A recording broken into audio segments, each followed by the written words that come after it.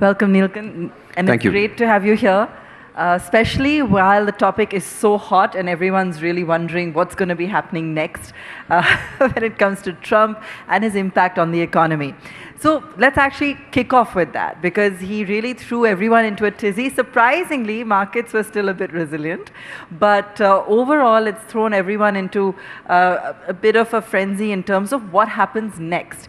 Now, I know that you've been speaking about this a little bit, and you have alluded to the fact that by now we know that it's also a negotiating tactic on his part. This time, do you think it's going to be different? No, it has to be a negotiating tactic because if you look back, 25 years of very calibrated re-engagement, the fact that there is a common, I wouldn't say an enemy, but a competitor in the form of China that India is apprehensive of. China has said that it wants to be the supreme power in 2050, and so the current supreme power, the US, is clearly apprehensive. You look at all the fronts on which India and the US have engaged.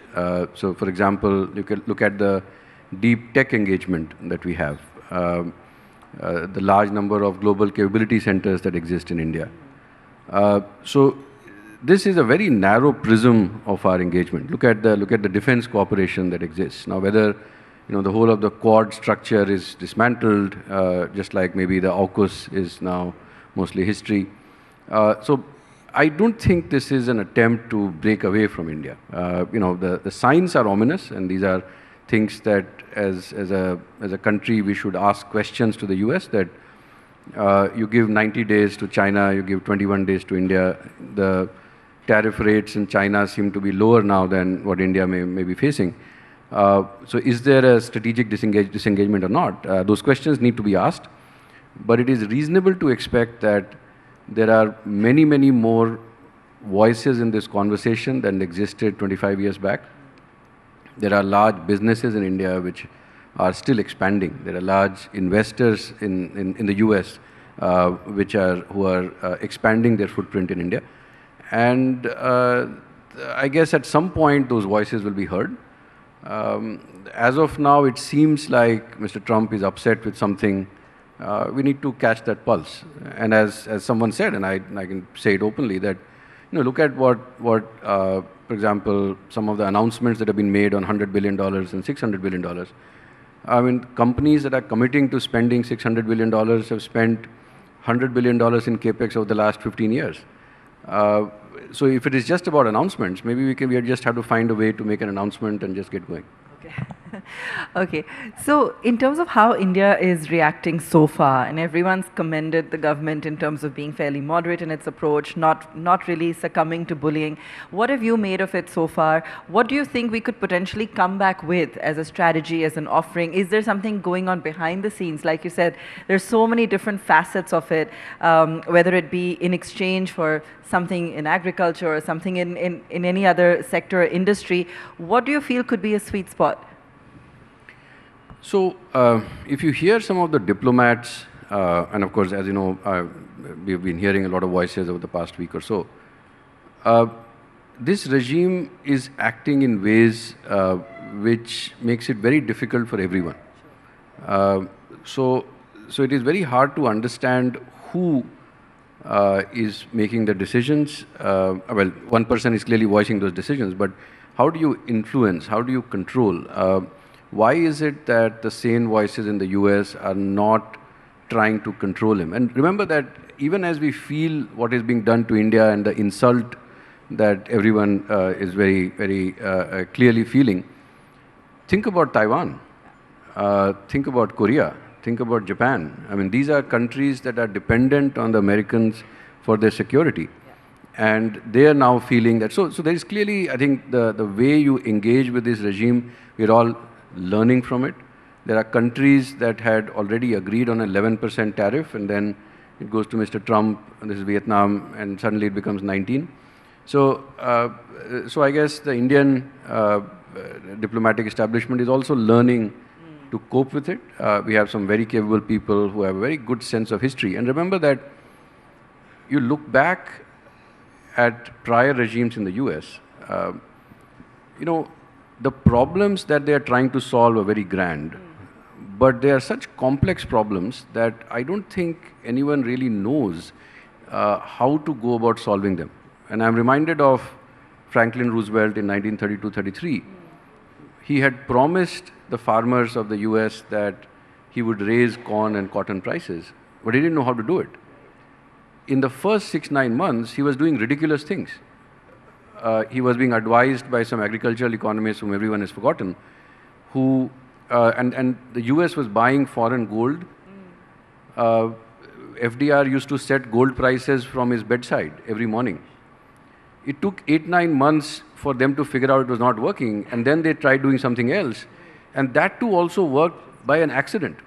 So what I think the regime is doing, like look at tariffs. Now that the tariffs are established, I think it is reasonably clear that in 6 to 9 months they will figure out they're not working. So as we engage with this administration, we have to understand that they have taken on too much on their plate. They are struggling to find answers. And whatever they are saying today may not be the reality 6 months later. So as we engage with the US, I think we have to keep all of those factors in mind. I actually really love how you've explained Trump's erratic behavior in a very polite way by saying he's really trying his best to figure this out. But I want to pull on a thread that you just mentioned, which is that at the end of the day, the impact's not going to play out the way he's anticipating. While the fear may not be so much on what's going to happen here and to industries back home, but it may actually be what will happen to consumers in the US. Just explain that or decode that for some of our viewers. Yeah, so just take the big numbers. Now, at about 18% average tariff, there is an extra about, give or take, $500 to $600 billion that the US government will end up collecting. Now, someone is paying that. Who is paying that? So there are 3 entities that can pay that. One is the exporters in India, China, Vietnam, Taiwan. It will be importers in the US. So it could be a retailer which is importing and then passing along. Or say if you are General Motors or Caterpillar, you may have global operations, manufacturing operations, and you are just bringing stuff in to sell. And then there is the US consumer. Now, given that the margins for exporters are generally quite thin, it used to be a very efficient market, and the margins for US retailers and automakers are also very thin, it is reasonable to expect that a large part of this will go back to the US consumer in terms of price increases. So there have been some studies done that in the first 3 months, the 10% tariff which was implemented in April, almost 90% has been borne by the US importers and the US consumers.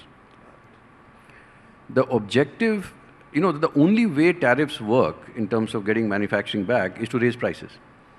If prices are not going up, why will anyone go and manufacture in the US? And that is when the political pushback to some of what is happening will start becoming very apparent. So far, US importers were holding back on price increases. See, because if you're a manufacturer or a product seller, the last thing you want is volatility in end consumer prices, because the consumer gets upset. So many of them were absorbing the tariffs in the interim because they lack clarity. Now that there is clarity on what the tariffs may be, they will start, I think, starting to push this forward. So because there is not enough profit pool outside the US to be able to absorb $500, $600 billion of extra revenue. Another couple of things will happen, and these are also interesting facts that I'm sure your viewers will like, is, whenever you put a barrier like this, the temptation, because economic forces are far more powerful, and therefore the temptation is to under-invoice and transship. Just to give you some facts. The US reports, say, X as import from China. China reports Y as what they're exporting to the US. Ideally, they should be somewhat in the same ballpark. Till 2017, the difference between what the US called imports from China and what China said they were exporting to the US was about $40–45 billion. This is to be expected because imports are inclusive of freight and insurance. Export is only freight on board. or goods on board. Now, after 2017, remember 2018 was the first Trump tariffs.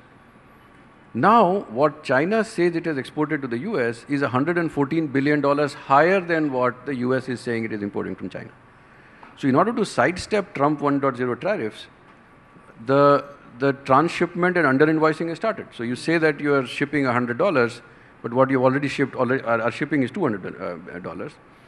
You say you are sending it to the US, but you stop on the side to Venezuela or Panama, and then you ship it to the US. So more and more of this will happen. So if say you put 50% on jewelry being moved from India, guess what happens? It will start going via Dubai. Right. So, so I think there will be economic solutions that people will find, because the US state, remember, they're also shrinking the number of people in the US government. Their ability to enforce some of these transshipment, etc., is going to be very weak. So it is a matter of time before they figure out that these are things that are going to be very counterproductive in the medium term.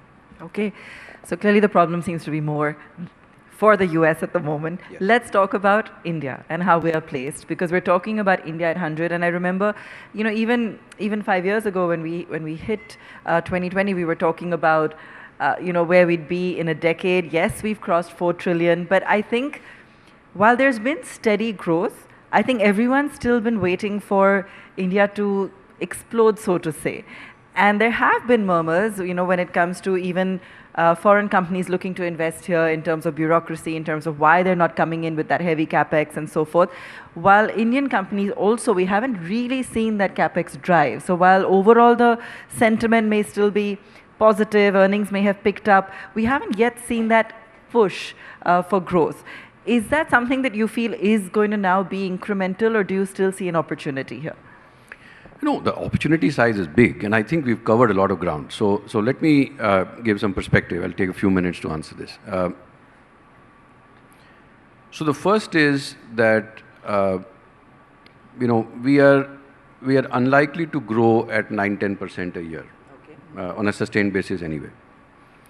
Because to grow at that pace, you need to take a lot of policy risk, and for whatever reason, our establishment is extremely risk averse.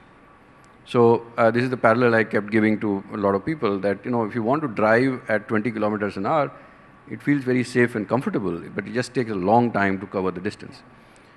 If you look at the day by day, month by month policy changes made in China over the last 50 years, they have been taking risk every moment of time. It's like, you know, you're driving on a bumpy road at 80 kilometers an hour, and sometimes the tire is bursting, sometimes the gearbox is breaking. So you're fixing them on the fly, but you're not slowing down. And in India, we have this very deep aversion to risk. And therefore, if you don't take risk, you grow slower, right? So I don't think we should aspire, we should aspire to do 9-10%. I hope we get there. But if I was a reasonable forecaster, I would say no, I think that's unlikely. We cannot take enough risk. So say 7%. But I do think that 7% growth, real growth, is doable, achievable, is very likely. You know, look at the distance we've covered in the last 5 years. If you're an entrepreneur today, the cost of capital, whether it is debt or equity, is the lowest since independence. So, you know, 15 years back, 10 years back, even 5 years back, you would have said that Indian entrepreneurs cannot compete with the Chinese or the rest of the world because their cost of capital is too high. A root cause of high cost of capital was that the government used to be very profligate with its fiscal spending. Remember that when a government does fiscal spending, what it is doing is, if suppose it has 100 rupees of tax and 150 rupees of expenditure, 50 rupees it is borrowing from the future to spend today. Now, if the government borrows more than it did last year, which means its fiscal deficit is expanding, it helps growth. When it actually shrinks the fiscal deficit, it is a drag on growth. This is what the Indian government has done, and no other large government has done. So, despite the fact that the Indian fiscal deficit has been shrinking by 80 basis points in FY24, 80 basis points in FY25, and 40 this year, and maybe 20 the next year, India has been growing at a reasonable pace. China's general government deficit this year is the same as it was in the COVID year. The US it shrank from 2020, but after that it shrank for a bit, and then again the fiscal deficit has gone up. So they are actually, which is why the 30-year US mortgage rate today is comparable to the 20-year mortgage rate in India. So as you think about the cost of capital, see today, if you're a AAA or a AA rated corporate, you can get 10-year bonds at 7%. Look at the cost of equity capital. Courtesy the SIPs, the fact that such a diverse private equity ecosystem has emerged, all types of equity capital. So if you want $2 million, $1 million, 5 lakh rupees, all of those sizes of capital are now available. There is takeout financing. So if you're an entrepreneur today, the access to capital, which used to be the biggest problem for India, is now no longer as big an issue. From a regulatory perspective, remember that we are still, $3,000 per capita economy. The snapshot will always look very ugly. But have we covered some distance? Yes, we have. So maybe the Jan Vishwas Bill 1.0 was not ambitious enough, but was it a move in the right direction? Is there a Jan Vishwas Bill 2 happening? Are state governments in UP, in Maharashtra, in Tamil Nadu aggressively solving some of these problems? Is land becoming less of an issue? All of those. Look at Indian ports. Indian ports, if you remember 25, 30 years back, were the most inefficient in the world. Today, the turnaround times in the Indian ports is better than in Singapore. And this is when we don't do transshipment. Yeah. So I think as Gadkariji was saying, that the quality of roads, if Delhi-Mumbai Expressway cuts down transport time to 13 hours. See, so if you're an entrepreneur today, and remember India has many, lakhs of entrepreneurs. And you will now start to see the unleashing of their entrepreneurial instincts because the basic infrastructure is there. There is this desperation among people that, the demand is weak, the government should step in. I think it is much better that the government gives it time and lets the low cost of capital, which is a result of its fiscal discipline, to actually start to play out. So when I hear you that our growth has not been eye-watering or astounding. One, I don't expect it to be extraordinary because we're not taking enough risk. But at the same time, whatever we've delivered has been delivered despite significant fiscal consolidation, despite a lot of monetary consolidation. And now I think the stage is set for much stronger growth. Okay, so it sounds exciting. I have a question. In some of the segments you're looking at from an investment point of view, you're also shifting a little bit more towards services. Am I correct? So are you bearish on consumption, or do you just see a bigger opportunity on the services side? Okay, so as we think about, and maybe continuing with the answer to the previous question, then we'll come to services. See, this issue of investment cycle, and I'd like to reiterate that the investment cycle in any large economy like India is to a large extent driven by real estate and urban infrastructure. See, when you think about a developed economy and a less developed economy like us, the biggest difference is the capital stock. Now, capital stock means that what is the infrastructure, what is the machinery, how efficient you are. Yeah. And everyone in the Indian circle, media, policymakers, analysts in the financial markets seem to be obsessed with factory machinery as the capital stock. Maybe at this stage it is more important, but I think an equally important part of capital stock is housing. An average Indian lives in 120 square feet of constructed space. The average tier 3 city Chinese lives in 550 square feet of constructed space. An average American lives in 700 square feet of constructed space. There is so much of urban infrastructure that needs to be created. Now, one of the reasons that the investment cycle weakened was that the real estate cycle had turned downward. The rebound post-21, post-COVID, was actually, while the government spending on infrastructure did help, the bulk of the improvement was the improvement in real estate cycle. Now it is slowed again because of some monetary tightening that was engineered and maybe accidentally. Hopefully now that the easing has happened, it will revive again. So that is a very important part of it. So even as we manufacture, remember that China, which is, say, give or take $19–20 economy, its goods trade surplus is only $1 trillion. Most of the manufacturing in China is for China's own needs. And I think that's the policy direction we should take as well. Now, coming to services and your question on low-income consumption, I think both types of services, or actually our three types of services, should keep our focus. The first is that there is a lot of demand for domestic services. And everything from healthcare to education to leisure, tourism, so on and so forth. But there is also a big opportunity in global capability centers. So even as we are seeing IT services companies struggle a bit with the transition to AI and maybe correction of overinvestment in the last 5 years, the GCC expansion is still happening. And that's not just about dollar inflow, it is also about expertise coming in. So if today you want to be a chip design company, you can get engineers very quickly.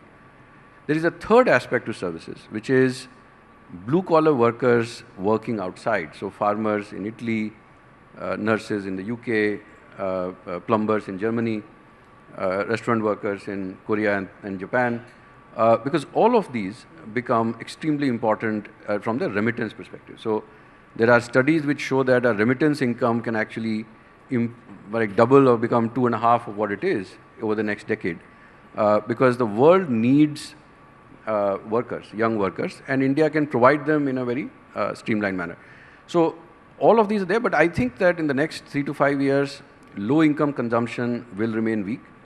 At this stage of economic development, labor is in surplus, capital is in shortage.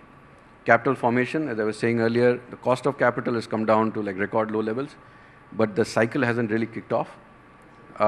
So capital is in shortage, so labor has less pricing power. Most economies that have gone through this stage have gone through the period of rising inequality. That creates political pressures, but that's not for me to advise on. But the gist is that low-income consumption, in my view, will remain weak because real wage growth is going to be a challenge. Okay. All right, I think that's all we could pack into our conversation for this morning, but this is a conversation we could continue endlessly. A big round of applause, please, for Neelkanth. Thank you for taking out your time and giving us a snapshot. Thank you so much, Mr. Mishra. May I please request you stay back on the stage while I request Mr. Siddharth Basu Chatterjee, publisher Business Today, to hand over a token of appreciation to our guest. Warm round of applause, ladies and gentlemen, for Mr. Mishra. Thank you so much. Abha, could you just pose for the photo?